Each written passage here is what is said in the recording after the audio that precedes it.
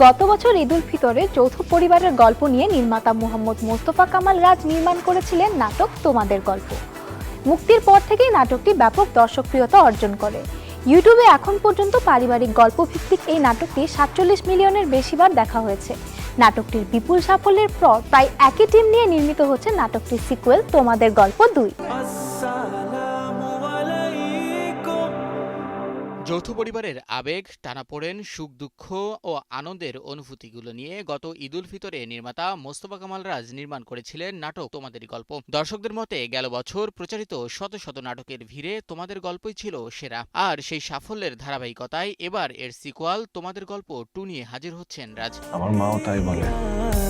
সম্প্রতি পুবাইলে শেষ হয়েছে নাটকটির দৃশ্য ধারণের কাজ। যৌথ পরিবারের আবেগমাখা গল্পে কাজ করতে পেরে দারুণ উচ্ছ্বাস প্রকাশ করেন এর অভিনয় শিল্পীরা। আমাদের যে ফ্যামিলিটাকে দেখানো হয়েছে, এখানে এক্সটেন্ডেড আরেকটা ফ্যামিলি দেখানো হবে। ফ্যামিলির মধ্যেই আছে ফ্যামিলির বন্ডিং, ফ্যামিলির ইমোশনস, ক্রাইসিস, এগুলো নিয়ে আসলে পুরো গল্পটা শোকেস করা হবে এবং আমার বিশ্বাস যে এটাও দর্শকের অনেক পছন্দ হবে ইনশাল্লাহ। না, ওই নামেই ডাকবে, আর মিস কটকটিটা একটু বেশি ডাকবে। কিছু কিছু নতুন ক্যারেক্টারিস্টিক্স চালুর অ্যাড হবে, তো এটা যখন অন এয়ার হবে তখন আপনারা দেখবেন। এই ধরনের গল্পগুলো আসলে আমার মনে হয় সবথেকে বড় প্লাস পয়েন্ট হচ্ছে এত সিনিয়র আর্টিস্টদের সাথে একসাথে কাজ করা, স্ক্রিন শেয়ার করা খুব একটা স্কিলড না, এরকম আর্টিস্টদের সাথেও কাজ করতে হয়। সো আমাদের পারফরমেন্স অনেক ফল করে, তখন আমরা ওনাদের থেকে অনেক কিছু শিখতে পারি। সো এই স্কুলিংটা আমাদের জন্য সামনের প্রজেক্টগুলোতে অনেক হেল্প করে। আমি পরিবারে নতুন সংযোজিত হয়েছি তোমাদের গল্প 2-তে। খুবই উচ্ছ্বসিতভাবে অভিনয় করছি, আনন্দিত হয়ে অভিনয় করছি। আমি মনে করছি যে এটা আমার সৌভাগ্য,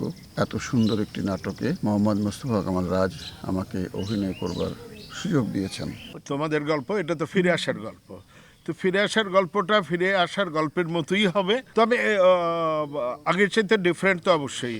আমি যে কয়টা সিকোয়েন্স এই পর্যন্ত করেছি একেবারেই ভিন্ন। আগের যে ক্যারেক্টার ছিল আমার খুব একেবারেই গম্ভীর, রাগী, এখানে একেবারেই ভিন্ন এবং করতে গিয়ে ডিফারেন্ট ফ্লেভার পাচ্ছি, মজাও লাগছে। অনেক দিন আগে তার সঙ্গে কাজ শুরু করেছি, এখন জীবনের শেষ প্রান্ত বলা যায় আমার। এই সময় এসে আমার জন্য যে চরিত্রটা তৈরি করেছে, আমি বলবো এই চরিত্র আমার জন্য না, আমাদের বাংলাদেশের বাঙালি পরিবার, মধ্যবিত্ত পরিবার এবং এই পরিবারের যে বন্ডিংগুলো এবং পরিবার যে আমাদের ভেঙে যাচ্ছে, সেই সম্পর্কগুলোকে সে নতুন করে আবার যেন একটা নতুন দ্যুতি দিয়ে দর্শকদের সামনে উপস্থাপন করতে যাচ্ছে। আসন্ন ঈদে সিনেমাওয়ালা ইউটিউব চ্যানেলে মুক্তি পাবে নাটকটি।